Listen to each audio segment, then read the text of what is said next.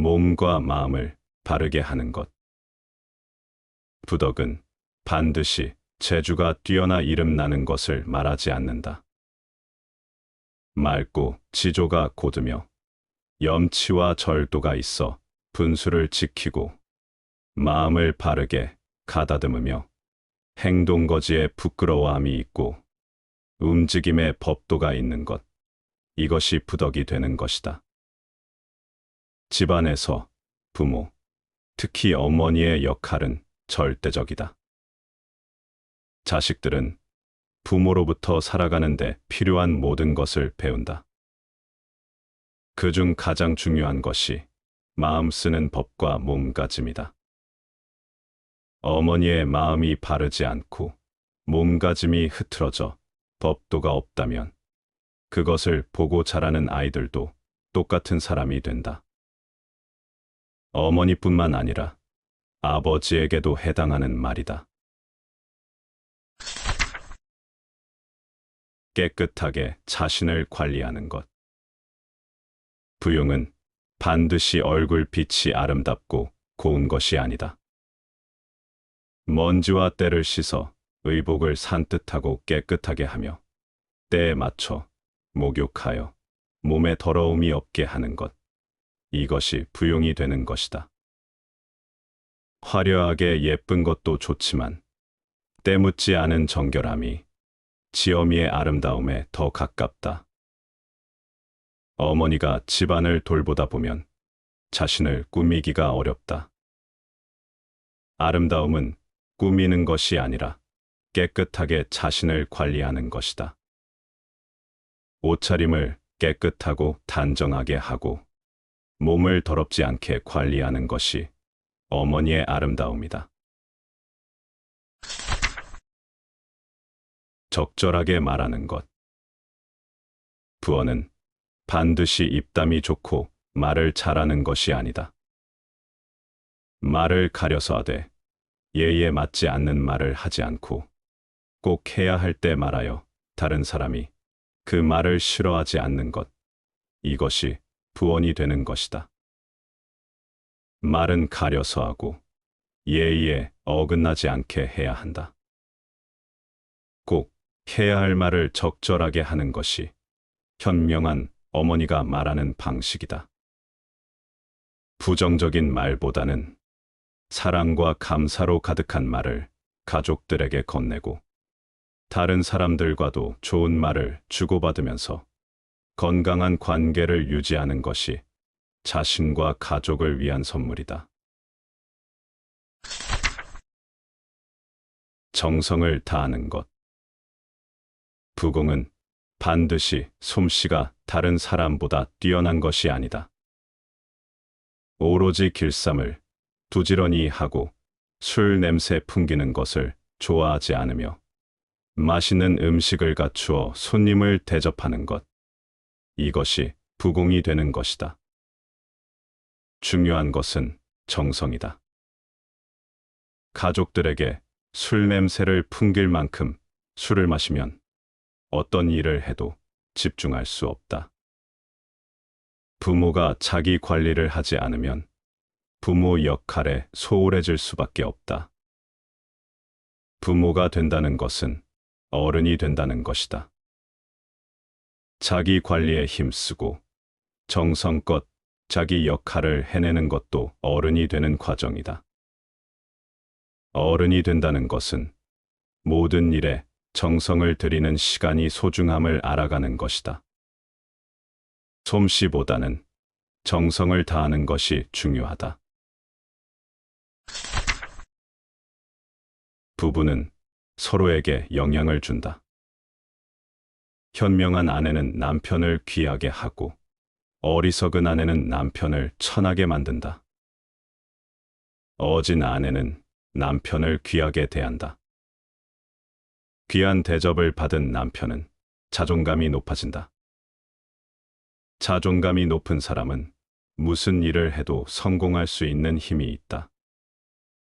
자기 이익을 우선하고 마음이 바르지 않은 부인은 남편을 자신의 허영이나 만족을 위한 수단으로 대한다. 그런 대접을 받은 남편은 마음이 불편하고 매사에 자신감이 없어지기 마련이다. 무슨 일을 해도 성공하기 어렵다. 마찬가지로 현명한 남편은 아내를 귀하게 하고 어리석은 남편은 아내를 천하게 만든다. 부부는 서로에게 영향을 주는 관계이고 깊은 인연으로 만나 서로의 성장을 돕기 때문이다. 거울은 흐리지 않으면 스스로 맑다. 물결이 일지 않으면 물은 고요하게 잠겨 있고 거울이 흐리지 않으면 맑은 모습이 드러난다. 마찬가지로 우리의 마음도 흐릿한 생각을 버리면 자연스럽게 맑아진다. 즐거움은 애쓰지 않아도 찾아오는 법이다. 괴로움만 내려놓으면 그 자리에서 저절로 행복이 피어난다. 그러니 이제는 부담을 떨쳐내고 마음속의 찌꺼기를 비워보자. 쇼펜하워가 말했다. 모든 사람은 다른 사람 속에 거울을 가지고 있다. 그 거울로 자신의 결점을 확실히 볼 수 있다. 그런데 사람들은 거울을 향해 개와 같은 행동을 한다. 자기를 향해 짖거나 물어뜯는다. 사람의 마음도 마찬가지다. 거울이 흐리지 않으면 스스로 맑듯이 사람의 마음도 그 흐린 것들을 지워버리면 맑음 그대로의 마음을 바탕으로 한다. 그런데도 사람들은 스스로 애써 그 바탕에 괴로움이란 돌을 던지기에 주저하지 않는다. 그러면서 그 괴로움 속에서 스스로를 소진시키며 허우적거린다. 그대는 끝없이 맑아지고 즐거워할 권리가 있다. 그대의 행동이 그대의 거울이게 하고 그대의 한마디 말이 그대의 마음이게 하라. 한마디 말을 조심하라. 한순간의 생각이 하늘의 법칙을 어지럽히고 한마디의 말이 천지의 조화를 파괴할 수 있다는 사실을 명심하라.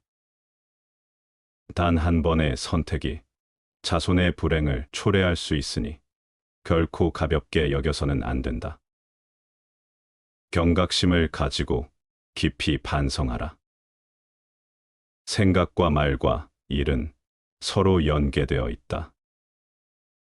생각 없는 말이 있을 수 없고 말 없이 일이 이루어질 수 없기 때문이다. 또 일은 시시각각으로 생각을 불러일으키고 생각은 갖가지 말을 만들어내기 마련이다. 논어에 사불급설이란 말이 있다. 내 말이 끄는 빠른 마차라도 혀의 빠른 것에 미치지 못한다는 뜻이다. 그만큼 말은 한 번 하면 빨리 퍼지고 또 취소하기도 어려운 만큼 조심해야 한다. 말뿐이 아니다. 생각 또한 신중해야 한다. 신중한 생각에서 신중한 말과 행동이 나온다. 그대는 가급적이면 말을 듣는 쪽에 서라. 먼저 생각하라. 그 다음에 말하라. 그리고 사람들이 실증 내기 전에 그쳐라.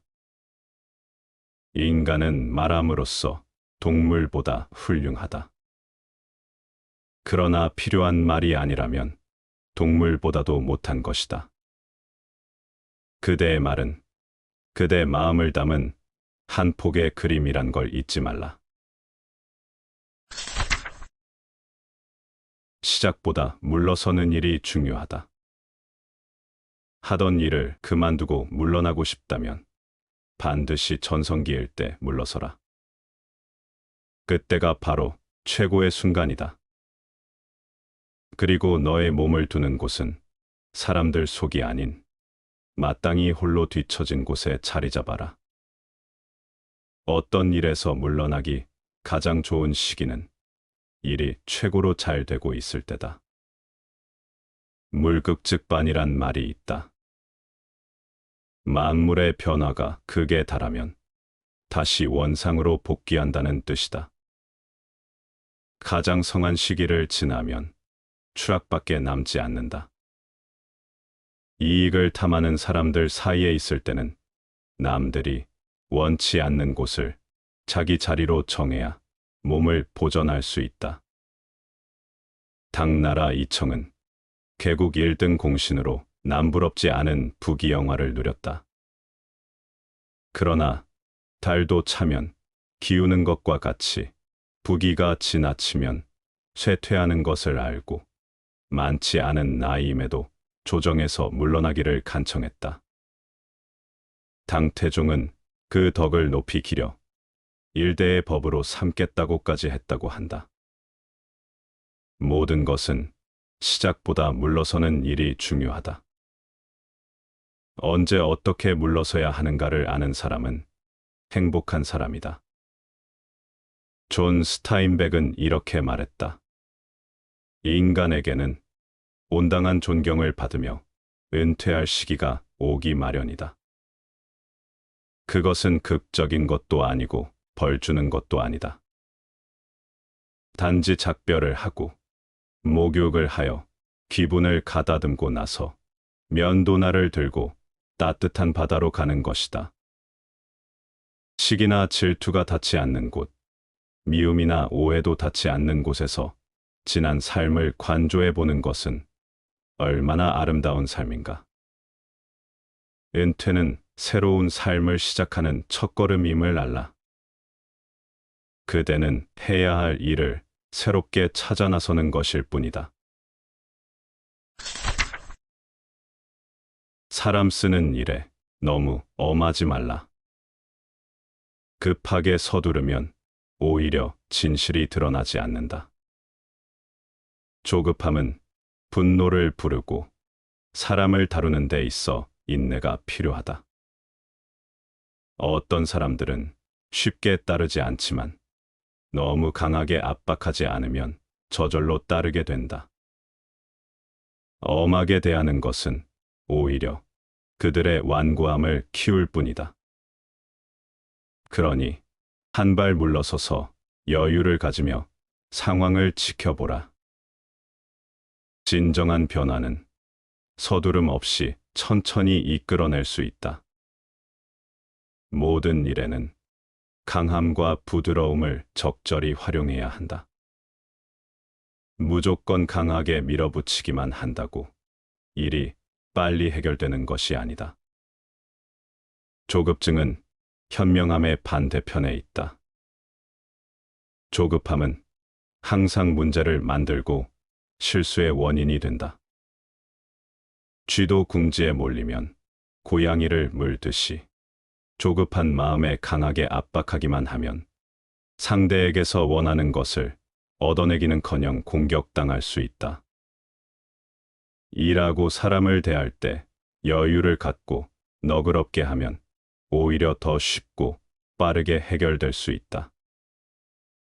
인간이 지니고 있는 속성으로 우리는 감성과 이성, 그리고 오성을 들 수 있다.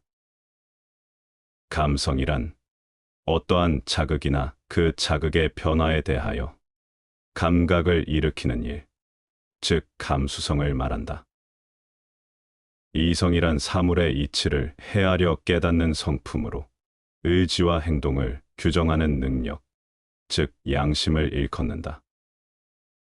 그리고 오성은 사물을 이해하는 힘, 다시 말해서 이성과 감성의 중간에 위치하는 논리적 사유 능력을 말한다. 이러한 사람의 본성을 통틀어 우리는 인간성이라고 표현한다. 일상생활에서 가장 조심해야 할 것은 사소한 감정을 어떻게 처리해야 할 것인가이다.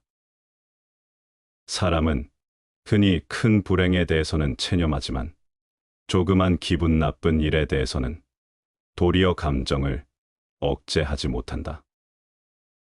그러니 우리가 마음의 준비를 갖추어야 할 것은 큰 불행보다도 사소한 일에 있다. 사소하게 기분 나쁜 일들은 하루에도 몇 번씩 일어나며 또 그 사소한 일들이 도화선이 되어 큰 불행으로 발전하는 일이 적지 않기 때문이다. 감정이란 그릇이 기울면 엎질러지는 물과 같다. 아주 조심성 있게 다루지 않으면 안 된다. 사람이 사람을 만나는 모든 일에서 감정이란 눈에 보이지 않게 스며드는 물기와 다를 바 없다. 항상 조심하라. 감정은 사람을 짐승으로 만들기도 하고 악마로 만들기도 한다는 것을 명심하라. 모든 재능은 덕성으로 단련하라. 절개와 의리가 푸른 하늘을 업신여길 정도로 당당하고 문장이 흰 눈처럼 고결하다 해도 만약 그것이 진정한 덕성으로 다져지지 않았다면 결국은 젊은 혈기에서 비롯된 사행과 기회의 허무한 잔재에 불과하다. 진정한 가치는 내면의 수양에서 나오는 법이다. 추상과 같은 절개와 산처럼 무거운 의리가 아무리 당당하더라도 도덕이 바탕이 되어 있지 않으면 사사로운 혈기에 지나지 않는다. 문장과 재주가 아무리 고고하고 뛰어나다 하더라도 그 안에 인격과 품격이 깃들어 있지 않다면 한낱 잔재주에 지나지 않는다. 아리스토텔레스가 말했다. 덕은 아는 것만으로는 충분하지 않다. 우리들은 그것을 가지기 위하여, 그리고 그것을 이용하기 위하여, 또는 우리들을 선하게 만들어줄 어떤 방법을 강구하기 위하여 애쓰지 않으면 안 된다. 물론 덕을 안다는 것만도 굉장한 사실이다. 덕이라는 개념 자체를 전혀 모르는 사람과 그런 것이 있을 수도 있다고 생각하는 정도의 사람들이 이 시대를 너무 많이 차지하여 살고 있기 때문이다. 그러나 역시 덕은 아는 것만으로는 부족하다. 덕성이란 도덕을 갖춘 바른 성질, 즉 도덕심을 일컫는 말이다. 덕성이란 하루아침에 얻어지는 것이 아니다. 덕성이 바탕이 되지 않고 그 덕성으로 단련된 것이 아니라면 어떠한 재능도 뿌리를 내릴 수 없다. 노자가 말했다. 현명한 사람은 도덕을 들으면 부지런히 행한다. 보통 사람은 도덕을 들었으나 기억하는 듯 잊어버린 듯한다. 어리석은 사람은 도덕을 들으면 크게 웃는다. 그대 자신을 위하여 덕성을 키워나가라. 그 덕성으로 그대를 단련시켜라.